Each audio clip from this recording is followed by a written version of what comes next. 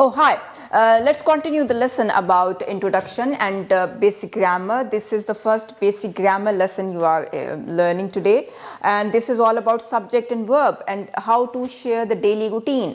आप दिन में जो काम करते हैं उनको आप कैसे शेयर करते हैं किसी के साथ. ये डायलॉग है, सेंटेंस है, जुमला है, और हमने बात की कि हम सुबह उठते कितने बजे हैं. किसी ने कहा मैं सुबह 6 बजे उठता हूँ या उठती हूँ.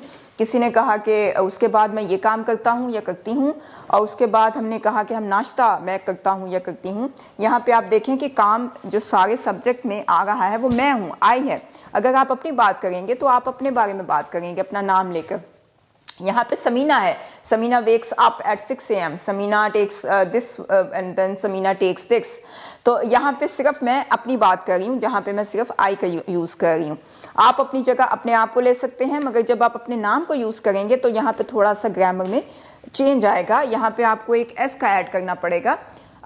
सपोज मैं अगर यहाँ पे अपना नाम लेती हूँ समीना, तो Samina wakes up. Samina wakes up is grammatically correct. अगर मैं कहूँ समीना वेक अप तो ये ग्रामेटिकली गलत होगा. ये एक आगे हम पढ़ेंगे इसके बारे में और सीखेंगे कि कैसे हम इसको ऐड करेंगे.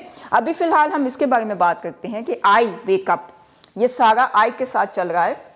तो आई टेक माई ब्रेकफास्ट, इसको हम उर्दू में कैसे कह सकते हैं?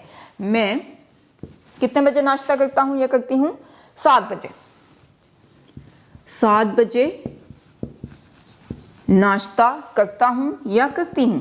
करता हूँ या करती हूँ. यह आपका नेक्स्ट सेंटेंस हो गया.